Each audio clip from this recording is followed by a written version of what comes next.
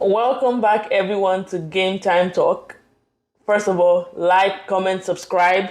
And I'm Ogo, and I'm here as always with my brother Chumike, and we're going to be talking about the fixtures that just happened this weekend for the Premier League.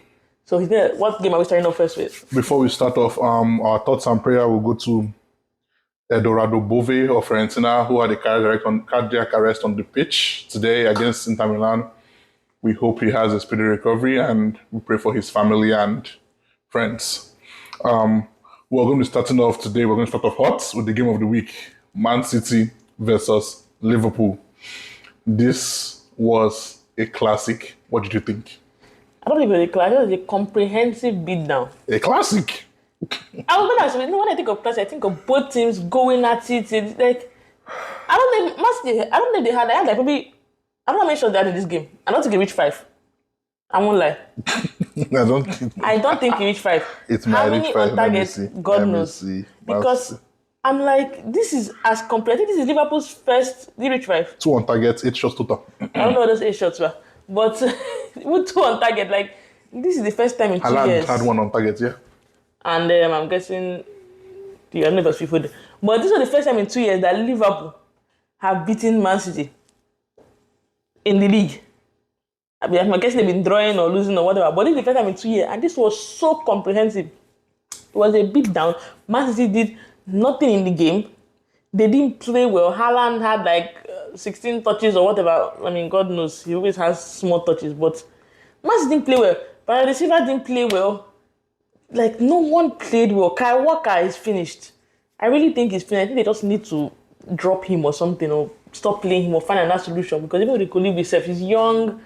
I think they played with a right back. I feel like they would have rinsed him too. Like, Man City had nothing going forward, going behind. The midfield was so vacant. Like, everything was just so weird. I don't know. Like, Man City, this is 7 games without a win. Pep Guardiola is losing his mind now. Talking 6 Premier League titles to Liverpool fans. That's why you know he's in the Jose era. That's why I saw someone say, he's Mourinho now, 3 titles. 3 Premier Leagues, 3 titles. Respect. That is what Pep Guardiola is saying now. He's lost his damn mind. That is what I'm getting from this whole thing. But what do you think of the whole game?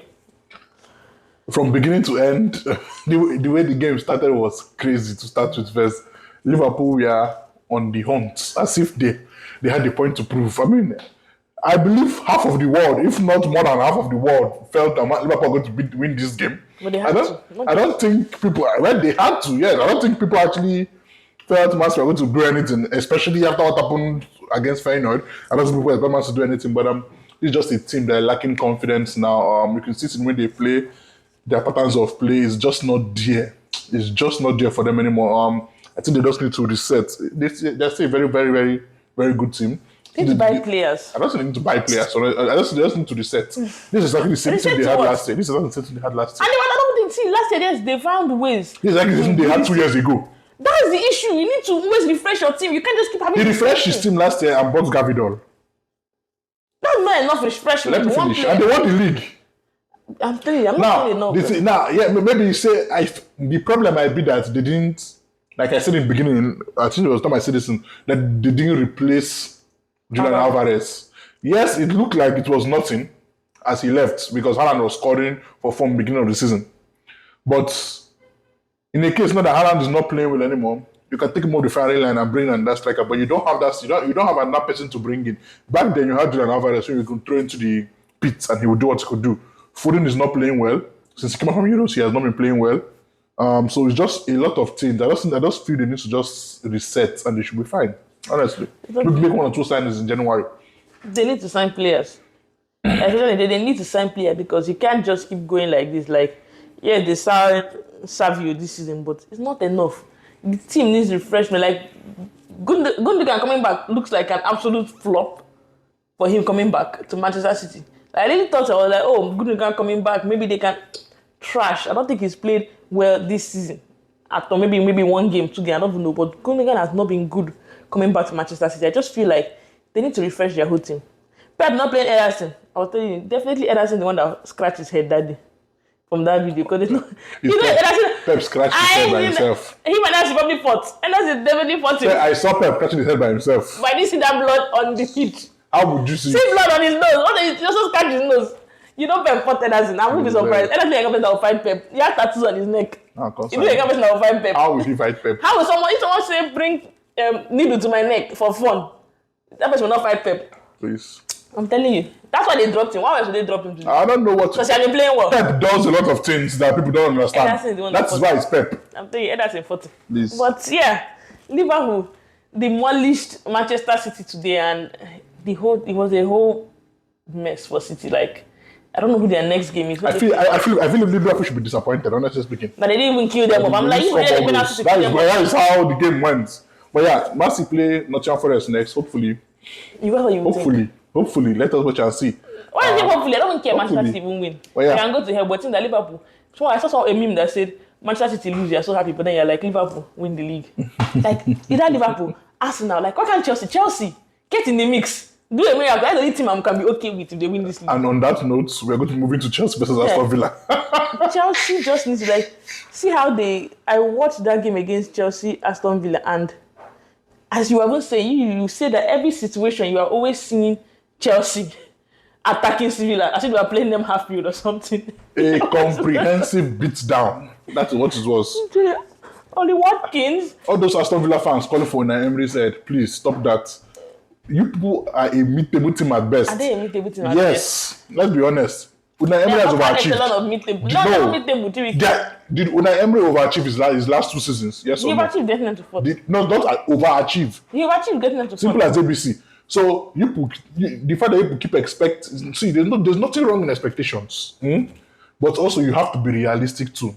Yes, your team has played so well the past 2 seasons that you have gotten from Europa League to Champions League. Now you are in a bad spot. Why are you calling for the man who has given you this team? Don't you think he has a capability to bring people back? And I'm trying to understand why they're calling for his head. It don't make any sense. When I saw even when they played Juventus, I'm like, you guys. You're playing Juventus first of all, and you guys almost. I mean, Juventus also they saved the goal line, but you guys also scored a goal that they cancelled. Yeah. So it's not like you guys were like battered by Juventus or anything. So I feel I'll give Unai Emery. I don't know why they are on the table right now, but they're 12th. They've got their 12th. I mean, they should definitely be fighting for at least Europa League. Who said they're not fighting for Europa League? Have you seen the table? The table is so close that they have 19 points. We have 19 points, and we are 9th. I mean, we are 9th, but. So the table is close. It's not as if you're not like far behind. Yeah, a win that can propel you into European places. So I feel them calling for an Emirates. That is just very disappointing from Aston Villa fans. You people suffered the mediocrity back then. Now because you are now we're playing the Champions League, you feel we have made it in life. Because they're on top of the Champions League. I beg, who cares? I was saying that. Brest on top of Champions League doesn't mean that they do that. Doesn't mean that they are PSG. Yeah. Please, we need to Aston Villa fans to stop their thing. On that note, we're going to move to Arsenal versus Westham. Like I told Arsenal, like I've been saying, once Odegaard comes back, Arsenal will start to play good football. And lo and behold, in the last games that he has been around, Arsenal played beautiful football. See, I agree with you in a sense, but see, they played Westham for Christ's sake. Please, Westham beat Man U. But we are not good. Please, stop that. We are not good. They play Westham and they play Sporting that don't have no coach. Sporting have a coach. Which coach? The other 31s. All the backroom staff is gone. Where is their players? How much they with them? Who else they play before that? Westham beat Newcastle. What are you talking about? Westham not beat Newcastle. Who is the talk about Westham beating Newcastle? Where is Newcastle on the table? Please stop that. I know they're on the table, but please, Westham are trash.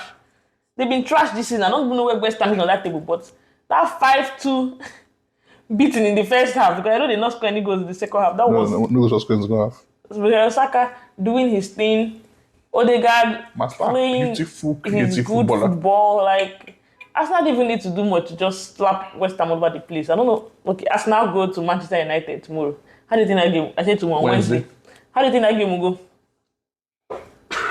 We'll see. We'll see. I mean, Arsenal are favourites. Yes. I mean, we just have to see. It will show how. I mean, it can't show how far we have come under Ruben Amorim because it's just 3 games in.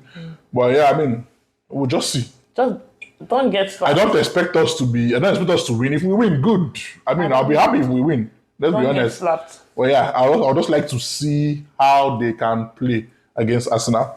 And on that note, slapped is what I'm saying from that game. Like I know Arsenal coming into good form in the past few games. Scoring 8 goals in 3 games. They've been on fire. We are coming into form. We're coming into form. So Arsenal, they always most of the time they won us in the last few games was either that offside goal from Archer that they cancelled or last minute kick in the game to win the game. So let's not pretend the money just don't get trashed or anything. Let's keep it respectable. Hopefully we can win the game. It's in the Emirates, It's the Emirates. Hopefully we can win the game, because all Arsenal haters are out to get me. But yeah. Arsenal haters. We are going to move to the last game. Now you have my head. I waited for my head for that Arsenal game. We're going to move to Manchester United versus Everton. What do you think? Ruben, see, it's been a minute since I just watched football and I was just smiling when I was seeing goals going. I wasn't seeing Bruno Fernandes assisting. I mean, like this bit just getting away with playing trash or something and just assisting. I didn't see Rashford scoring and be like, oh, this guy gets to stay another day in as a manager like Ten Hag or something. He had to assist in the game, right? Bruno. Yeah. Yes. I was just watching the game and they were scoring and they were assisting. I was just smiling, watching a style of play just unfold in front of my eyes. That Ten Hag told me I must wait 4 years and have all his players and his own subs before we see style of play in this team. Ahmad, joy to watch. Ahmad is such a joy to watch. This guy, just like, as someone said, I was hoping he would play in the 10 too. When Amorim but he's playing so well as a right wing back that you can't just very tenacious. The guy is doing exactly what Amorim wants. He's assisting, he's defending, he's playing well, he's carrying the ball well. Like, he's doing a lot of good things, and it warms my heart. And it makes me want to slap Ten Hag because this guy played Fosun over Ahmad. He was playing Anthony, saying Anthony is training well over Ahmad.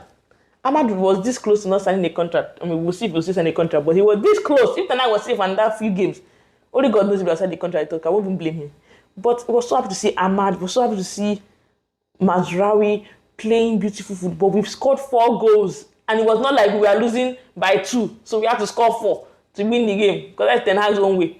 We scored 4 goals, and they didn't score any.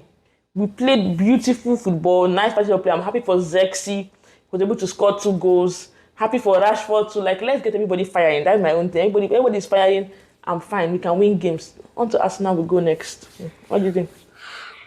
This game, one thing that I liked about the game was because we started the game well, then we tailed off. Everton came back and dominated for a period with their counter-attack. They're pressing. Everton really.